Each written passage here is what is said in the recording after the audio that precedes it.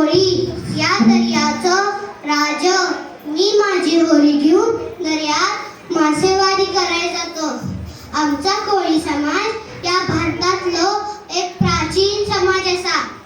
मासेमारी ह्यो आमचा पारंपरिक व्यवसाय असा. मच्छी भात, नारळी भात ह्यो आमचं पंचपक्वान असा. आमच्या बाया साडी नेसतात, त्यांना सोन्याची लई हौस असा.